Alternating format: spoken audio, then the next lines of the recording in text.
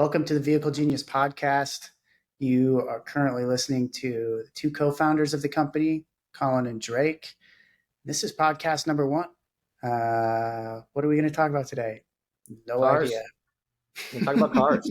The one thing we know how to talk about for sure. Colin and I have both come off of a long week of travel and business grind and assortment of startup-related activities. I hope that we can use this podcast as a way to decompress about learnings, both from a business perspective, but also what we've noticed in the world of cars, which we're passionate about and excited to ramble on and on. Yeah, Drake, as we start this off, how many cars have you bought and sold in your life? So it could be like personally and then also like combining friends and family. Sure. Actually, you have a list?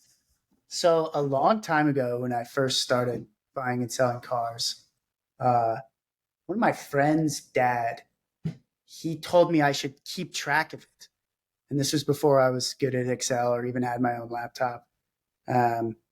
He's like, you should write it down. You'll look back at that when you're older and think it's so cool. And I've moved around a few times, but ironically, like I have this little notebook here. No way. And let's see. It's so funny. My handwriting was not as good, but it's like the first page is, this is a record of transactions made by Drake Bauer.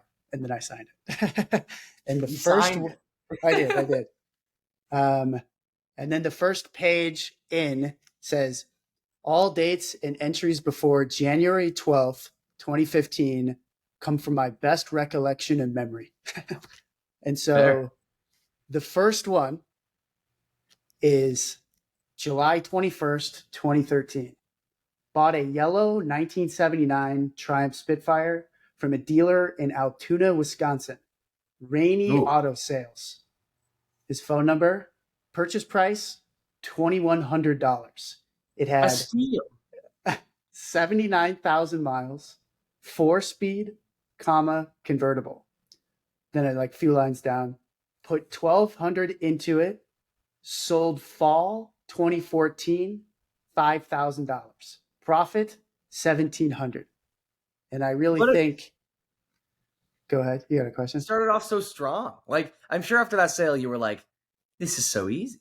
Every single car transaction is going to be just like this one.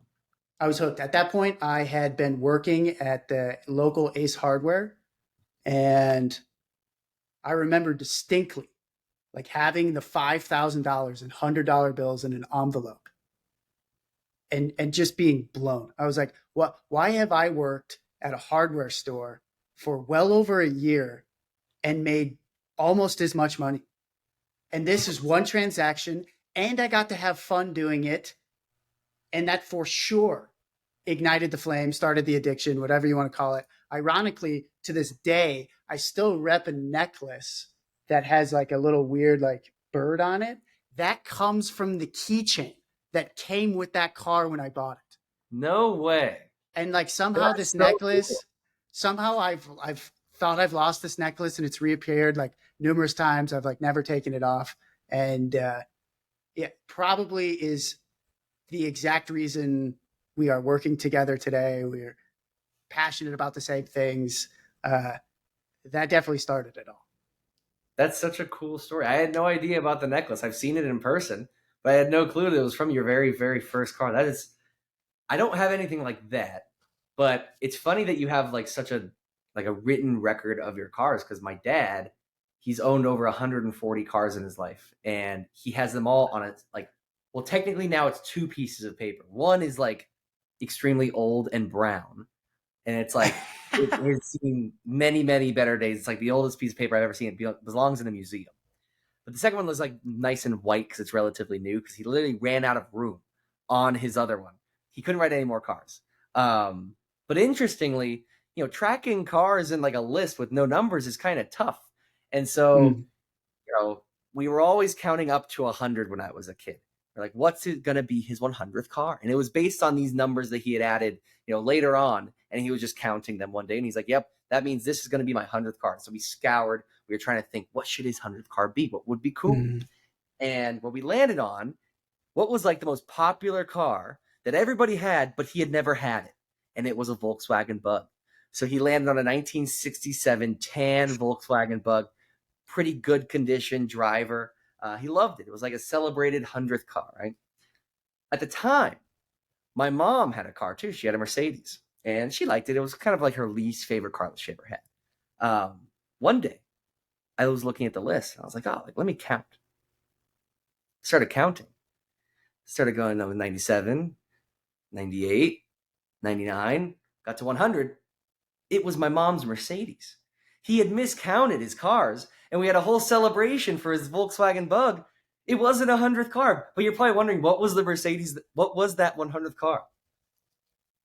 It was a 2009 Mercedes R350, one of the worst Mercedes built in the last couple decades. It was the car that Mercedes had decided to be a minivan at the start of development, and then pivoted and just put very large swinging doors on the back instead of making it a full minivan, because some executives came down and said, we can't have a minivan, we're Mercedes.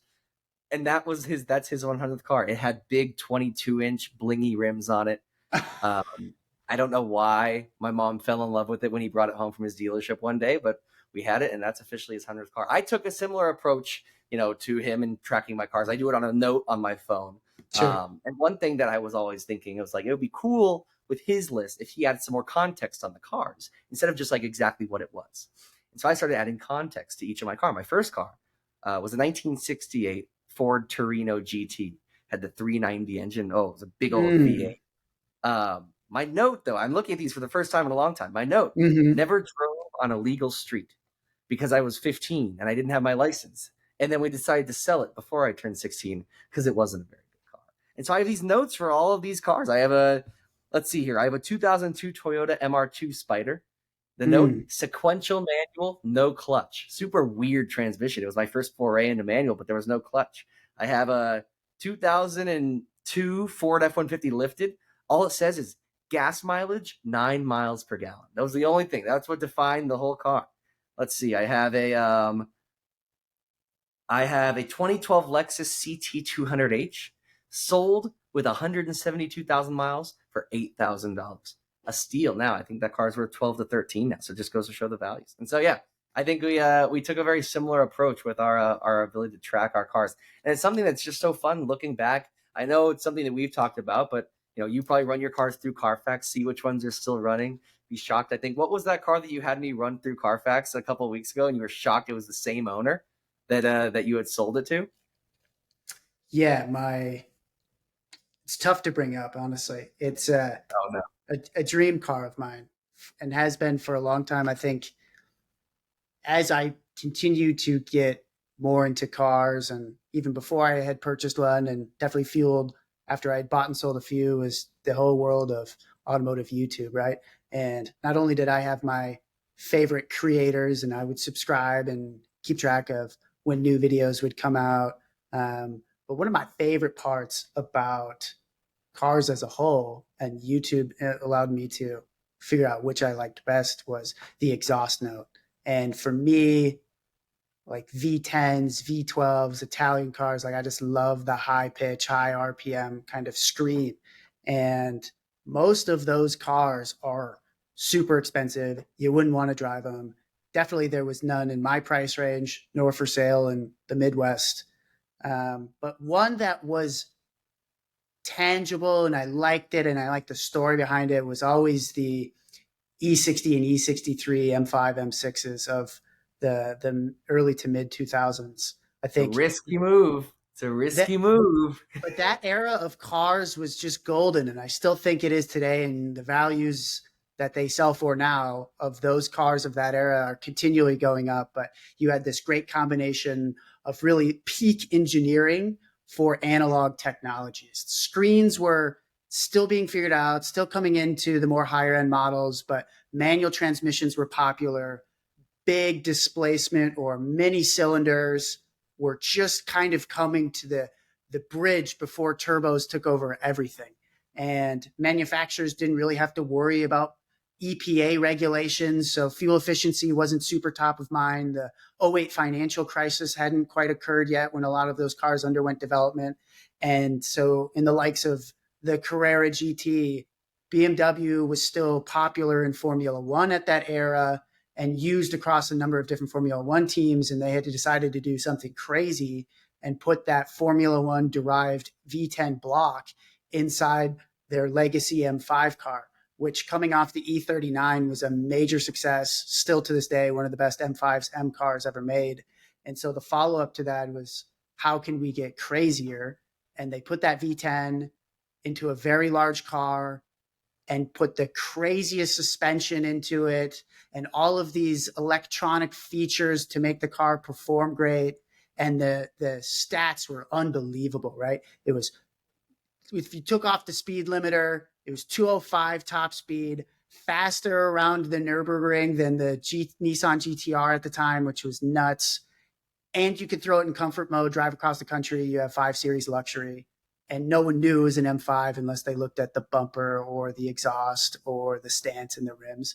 And so all of that was like incredible. You listen to the car on YouTube. The people with the wide open exhaust sounded like an F1 car, 9,000 RPM redline. And so I would love to watch E60 M5 exhaust compilation videos. Like I would jam those as a kid. And so that was probably when I was 14. I still had an affinity for that car, bought and sold quite a few, got into college, and one went for sale in a neighboring town in Cedar Rapids, Iowa. And I was like, man, like I haven't even ever seen one of these for sale on Craigslist. This thing is mint with 28,000 miles. And I was like, I got to go look at it. Like, I can't afford this. I got to go look at it. So I hopped in a car with my friend, drove up there, pulled up to this guy's house. He had an Audi R8, a Ferrari 458, this crazy Shelby Mustang, and the M5 in his garage. I'm like, holy shit, I haven't seen a garage like this ever. At that point, I was still 19 years old. The cars were incredible to me. Seeing someone own these cars, not just at a show, was wicked. And the guy was like, yeah, I just have too many cars. Like, I don't drive this much. Super cool. Like, whatever, pretty basic. Let me drive it. And I was sold. It's like, this car is incredible. So I called my dad on the way home. I was like, hey, I've never taken out an auto loan. Like, I got to have this car, Dad. Like, I'll do anything. I am just so addicted. I got to have it. I've dreamt about it. I've watched YouTube videos. You were spitting with the M5. So freshman year of college, I get it approved for a loan. I just coerced my dad to co-sign for me. I had all my money saved up to that point. I'd flipped enough cars that I could afford the down payment and comfortably afford the payments after that. And I didn't even have an apartment or my own garage, but I bought that car and I had just a glorious time with it for the next 4 years. Surprisingly, it was the one of, if not the most reliable car I've ever owned, which shocking. It doesn't make any sense. Like, those cars, if you take them at face value, they're everything that you said. They're a 5 Series luxury, V10, 9,000 RPM. Like, it's a recipe for an amazing car, and it was. But they're coming down so quickly in value because of the fact that everyone's deathly afraid of the reliability. Anything breaks on that car, and it's thousands, if not tens of thousands to repair. And I think it kind of goes back to something that I've always kind of held on to as a learning throughout my car buying experiences. And it's, when you're buying a car, sometimes you're not necessarily just buying the car, you're buying the previous owner of the car. And so, when I would come up and when I would be looking for a car and someone would send me the address of where they are, I mean, maybe this isn't like the greatest thing, but the first thing that I would do is I would go on Redfin and I would type that into their address in and see what the estimated value was on their car, on their house. And it kind of gave me an indication of how interested I should be. If it was in a pretty bad neighborhood, wasn't the most expensive type of house or apartment, it raised some red flags, and I would still go and see the car, but I would really, really comb it over with a fine-tooth comb to make sure there weren't any issues. Whereas if it was somebody that was in a very, very nice house, I would be willing to like let some things go because I was pretty confident in their ability to take care of the car because they had the means to take care of their car. I would love. Did the previous owner give you any service records or anything? Was there a Manila folder, as they say, with the M5 that you bought from that expensive house? Oh yeah.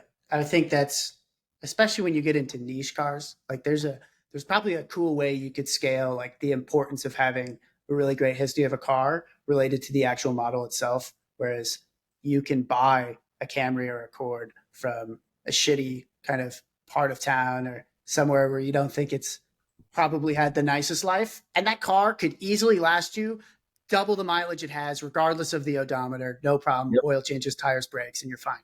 But when you go into something like an E60 M5, notorious for rod bearings, Vanos problems, all of them mostly had the SMG. Those had problems themselves. I would never, ever, ever, ever, ever consider buying that car if it wasn't from the most mint background. And I think my example goes to show that not only do you need to buy it from a really great background, but buy it from someone who's willing to drive the car in an appropriate way. And I think when you look at a lot of high performance vehicles, regardless if it's a sedan or a really exotic car, anything made with parts that are from race cars, are from race derived technologies, like you need to know how to drive it. And I think that comes from an old adage in Ferrari talk that the worst thing you can do is not drive it. The worst Ferraris are the ones that aren't driven hard. And in the case of the M5, I remember when I was debating on buying it, I had seen the car and I was going back and forth with the bank doing tons of research, and you saw forums all over the place of people being like, hated the car, loved the car was super great when it worked, but when it didn't, it sucked. And I found this guy in Las Vegas who had similar year to mine. The one I was looking at and ended up purchasing was an '06, so first year, which is definitely a little bit riskier. He had an '07, and he had like 120 or 130,000 miles of it. And he was the original owner. I was like, what? I've never seen one with that high of mileage. And so I reached out to him and got into direct conversation. I was like, how has it been? Have you had to do a lot of maintenance? And he's like, no, been one of the most reliable cars. Like really haven't had to do much. I was like, what is the deal? Why does everyone say that this car is miserable? And he's like, I don't think anybody really drives it hard and maintains it. He's like, I think that's the two components. You got to hit the red line. You got to clear out the carbon. You got to shift through all the gears, get all the fluid going, bring it up to 10, run it hot, and make sure that you also do the oil changes early. You replace the spark plugs. When you see something wrong, you go and fix it with a shop who is comfortable working on this M5. And I remember a long time it took me to find a shop who had experience with V10s. Like it couldn't just be a European shop. It couldn't just be a BMW shop. I would call the mechanic and be like, hey, have you worked on an E60 or E63 M5? And if so, what services have you done? And I think those precautions and just being conscious about it and having a lot of fun and really definitely breaking the speed limit, ripping on the car. That's kind of what equated to a really great ownership experience. And I think alluding to the point you brought up at first, I had to sell the car because I had tried to start a business and it wasn't going well. And it was like I had kind of life in shambles and a really expensive car sitting in the garage. And it was like I had to make a decision like it doesn't make sense to keep this high-end car. Mm-hmm. And it's ironic because I took out a 5-year loan on it because, of course, I was broke at the time and wanted the car back. And I paid off the car 5 years later, 4.5, 5 years later. And the next day I sold it. Really? I made the final payment and then I sold it. Wow. I know. A bit of a heartbreak. I remember taking a video and being like as the dude was driving away, old guy, nice couple, they're driving it away. And I was like, that sucks. And so I saved his number. And ironically, I hadn't thought about it for a while. Colin and I were talking late one evening last week or maybe the week prior. And we were talking about, like buying a car back, or do you ever save people's numbers of cars you've sold if you really have a good memory with it? And I was like, Colin, I actually think I have that guy's number. And so I pulled it up on my phone and the contact was saved, buy M5 back. And so Colin, I got the VIN. Colin looked up the Carfax because I was curious to see if that guy still owned it. He did. And it's got 75,000 miles. So he's drove it more than almost double what I put onto it in total. and I messaged him, You and did. You didn't I tell me did. this. Yeah, you didn't Right. tell me this part. So I messaged him, and then Colin and I got off the call, and he responded later that evening, like, "Yeah, love the car." He replaced the clutch, which I was like, Okay. "Damn!" Like that. That That was at least. do you, And he yeah, had to no, find a shop in a neighboring town with the guy comfortable enough to do it because it had the SMG. So that had to have been at that was least yeah, that was at least 2,500, but likely 3,500 to $4,500 job. I mean, if you really think about it, though, for a V10 clutch, I mean, if you do the same sort of service in a Lamborghini or a Audi R8 V10, you're That's you're six to paying eight double. minimum. Like if you find Yeah, an independent and you can buy the part yourself, that's yeah. still at least 6 to 8. So I mean, I don't know. At the end of the day, like I'm selling myself on wanting one again because Oh tell no. me tell me why you would want one of those other cars in comparison, right? All-wheel drive, I think you can make an Wait. argument. Hold on. Let's take a step back. One of those other cars. Are you talking about like the Audi R8 and the Lamborghini Gallardo that You're have? you, you're a fan of the Audi R8. I You've love the mentioned Audi. that. Tell me why the R8, forget reliability because it seems to be like people have opinions. If the car if the car had similar reliability, similar maintenance timeline, why you would buy an R8 over the M5?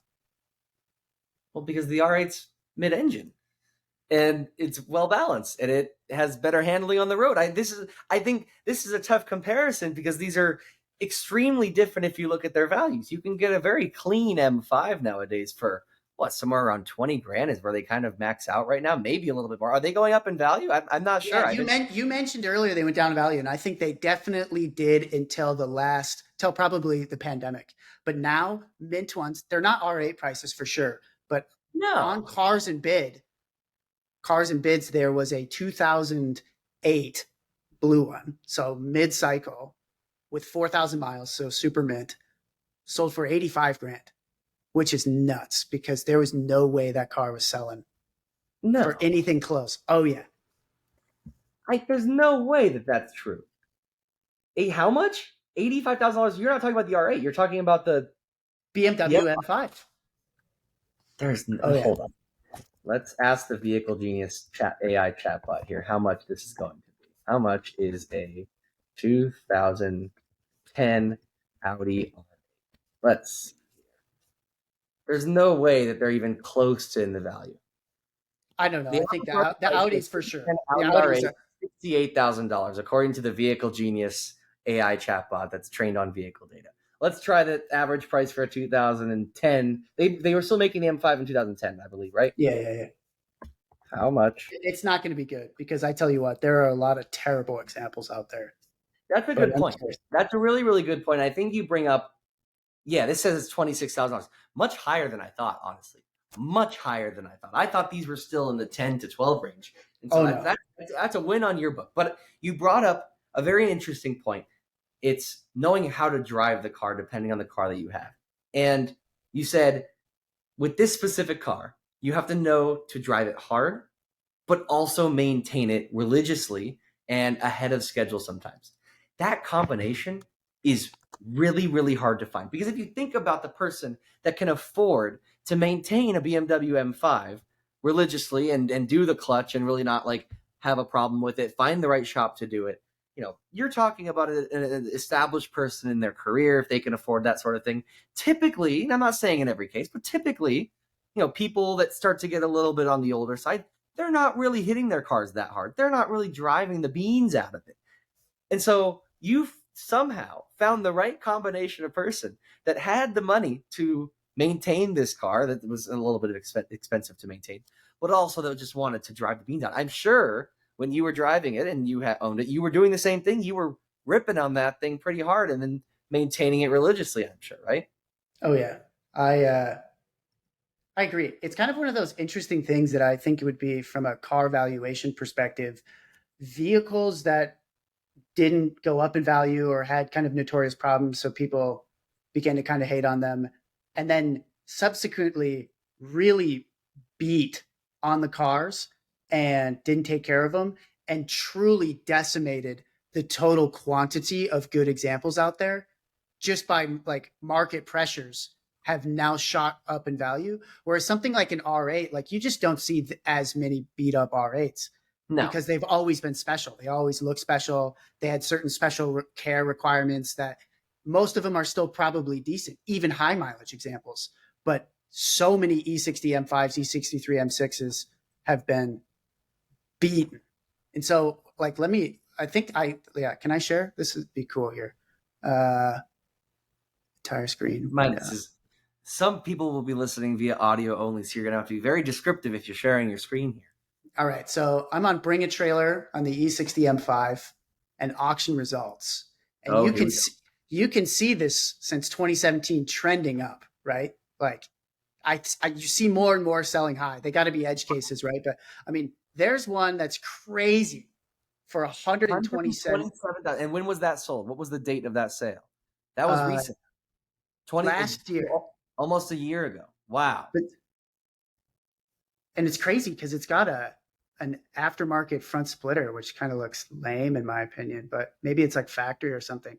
10,000 miles, comes with a manual transmission. It's an '08, so it's not even the last year, but it's LCI, and that's it, dude. It doesn't even have the executive seats. It's got Yours the had the executive seats. which I'm just like, that has an unbelievable option that I let go on mine. You just don't see it anymore. But let's look at these. Like this one didn't sell, but bid to 80,000, 11,000 Wow. mile. And it didn't sell. 18,000. And it didn't sell. Wow. I was fully, I thought you were off base comparing R8s to these M5s. I think I might be walking that back slightly. I'm not saying that they're equals. I'm not saying that the average sale price of an R8 is equal to that of a mid 2000s BMW M5. But I was not under the impression that they were selling for this much. 32,000 miles. Again, manual. The manual is definitely going to bring the most, right? But 32,000 miles. This one sold on Cars and Bids last year for 51. And again, has the non-ventilated executive 7 series seats that mine did. And I cannot Wow. believe I sold mine for mid 20s like an idiot. And it I had mean, you needed to sell it. Sometimes you have to sell a car for other reasons. You had just finished the payment. You could get all the money in your pocket. So, you'll have a chance to buy another one. It's going to be so a lot more expensive, though. like for sure. I know I'm going to eat my words entirely there. I think waiting to the 25-year import mark and getting a wagon from Europe will be just kind of it's going to be expensive no matter what, but at least it's something unique and I can be one of the first people in the You, US with one.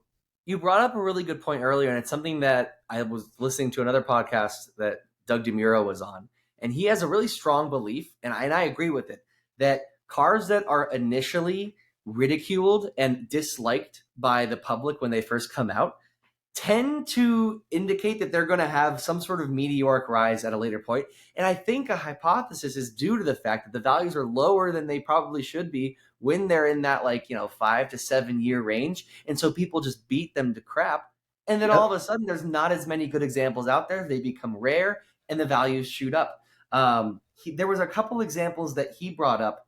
I'm trying to think of ones off the top of my head that he was bringing up for this specific use case, but I think one of them was the M5 that you're talking about. Another one was the original Vipers, the original 92 Vipers, no windows. Oh my God, when those things were 10 or 15 years old, there was a joke going around that you could buy them for 30 all day. It was the $30,000 Viper. You buy it, you drive it for a couple of years, you sell it for 30. It's going to be 30 no matter what. And as you probably know, those Vipers, no traction control, no ABS, nothing assistive at all. And all you have is that big old truck V10 motor in front of you, and you have a massive center console and a massive 6-speed gear.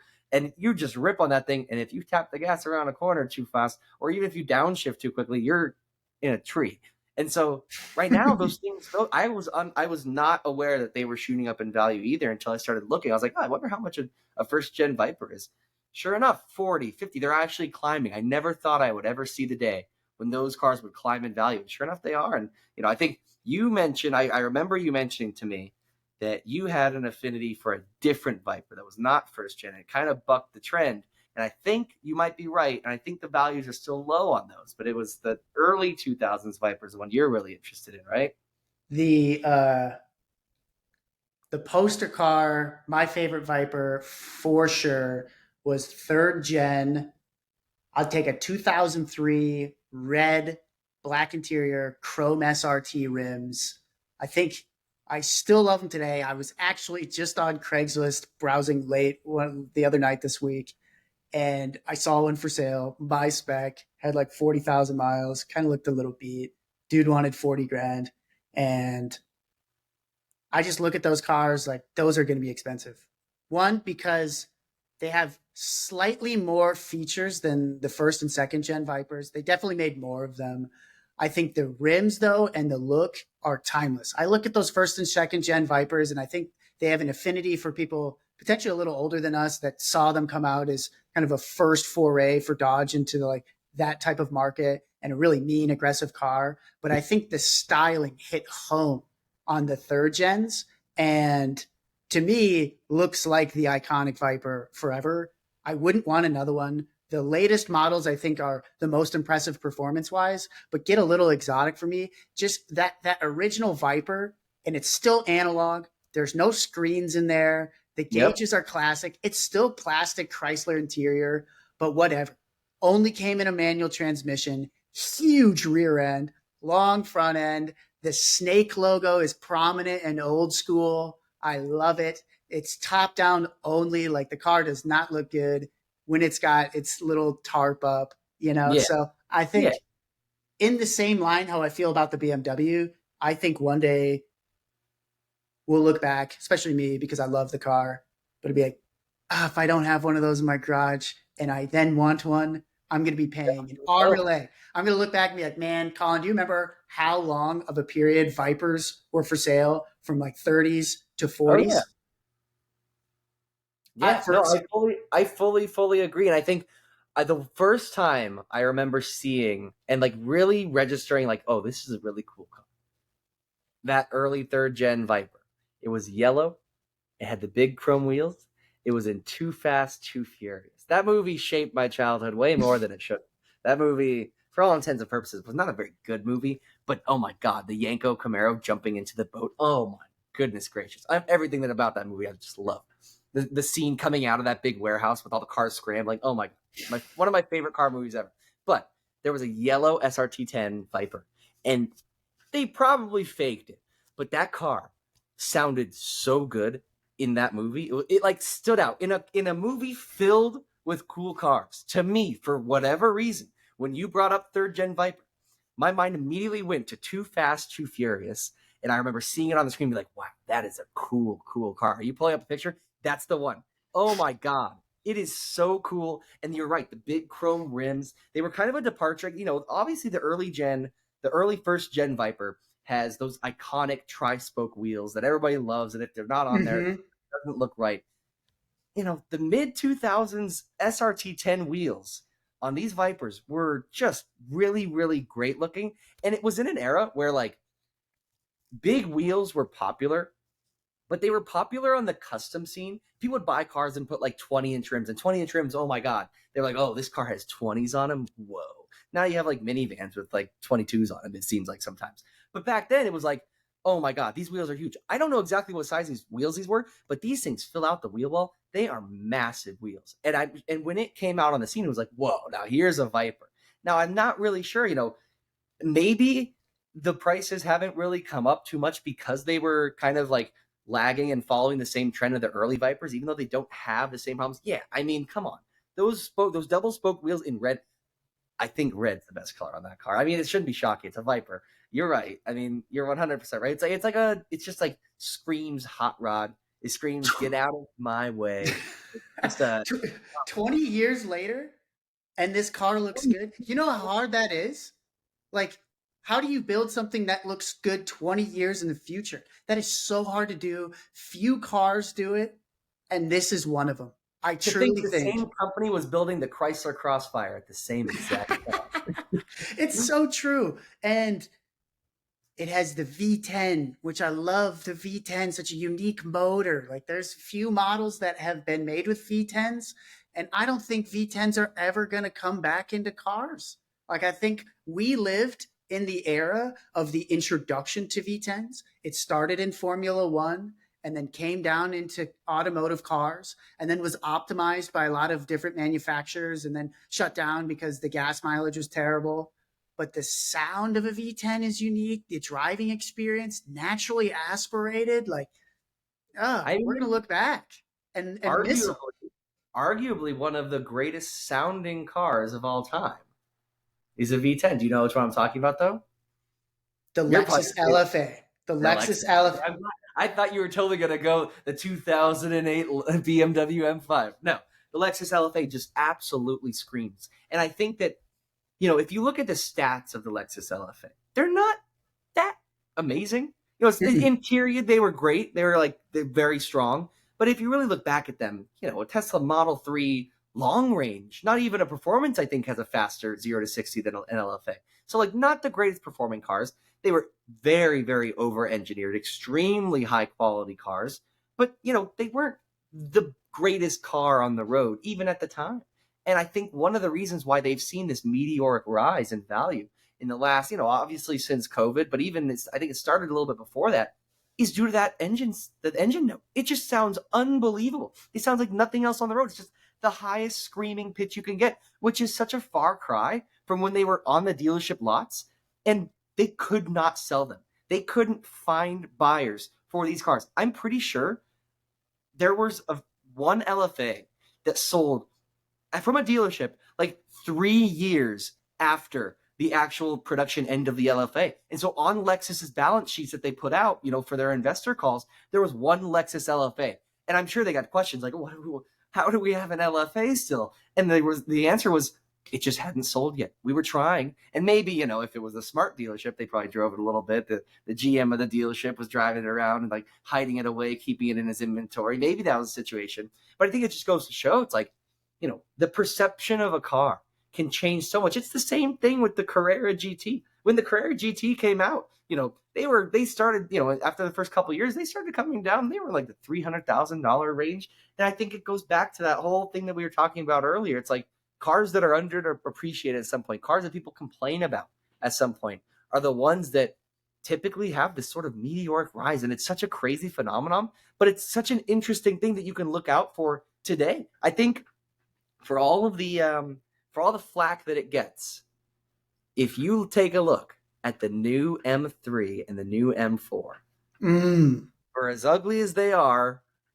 debatably in the front, I think those cars are going to go down because it might be the last M3/M4 without any electrified component. There's no hybrid system. There's no, there's forced induction, but at the end of the day, like that's going to be like cars that we revere now because they're naturally aspirated. Like we think of naturally aspirated cars as like, oh my God, remember, oh, we love naturally aspirated. Oh my goodness, what a callback. I think the same thing is going to happen when every car starts becoming a hybrid in the very, very near future because it just makes sense from a power perspective. I think we're going to think of non-electrified cars at all being like these, oh my God, remember that? Oh, you had a consistent power band, or maybe with the turbos, you had the turbo lag and then it kicked on. Oh, it was great. People always revere things that, they remember in their past. They remember maybe in their childhood, maybe when they couldn't afford a car. They're like, oh, I always wanted that one. I want to get that one. And I think that, the same thing's going to happen for turbo cars that we're seeing with naturally aspirated cars as more of these iconic cars and iconic brands have become hybrids. And I'm not opposed to that at all. Like if it's the fastest way to do something and build a car and you can go faster and you can go faster on the track and, maybe it makes more sense from a practicality standpoint too, or increases the miles per gallon, that's fine. But I think there's always going to be a soft spot for non-electrified cars when we're thinking 20, 30 years in the future, when every car that's sold is an EV and even hybrids then will seem like, oh my God, remember when there used to be hybrids where like half of the engine was EV, like half of the car was EV and half of it also had a gas motor. What a crazy idea. I think we're on the road to that future. It's a very interesting thing to think about. But yeah. I couldn't agree more. I think it'll be fun to be older and talk about these cars. Hopefully, own a few of them. Have conversations like this where we're upset because we didn't get more of them, or that one model. Oh, I'm going to be upset about so many cars. So many cars. Yeah, I'm glad we get to live in the era where we got to experience both, because inevitably like EVs are going to continue to make more sense. They're going to come down in price. They're going to get better range. They're going to be introduced into performance cars. They're going to figure out ways to make them sound good. And the driving experience will just not make any sense to not have some electrification component to it across all cars.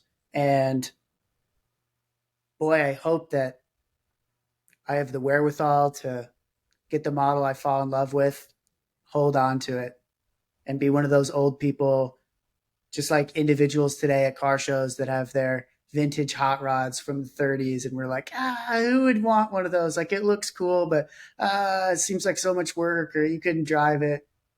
I know those people enjoy them, and I'm for sure going to be a relic of the past when it comes to cars. You're going to have an M5. You're going to be like, oh, people are, can you believe this guy has an M5? He brought that thing to the car show. Doesn't he know this is an electric only car show? Like, nope, I don't care. I'll rev my V10 in all of your faces. What are you going to do? Rev your electric motor? Exactly. Yeah. 9,000 RPM, pal. Listen to this.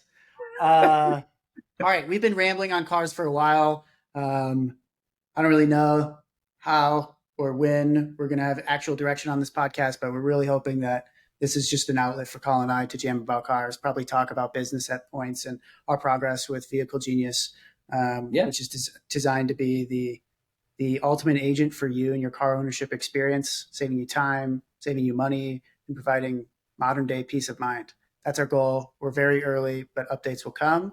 And Colin, if you have any parting words, I think this wraps podcast number 1.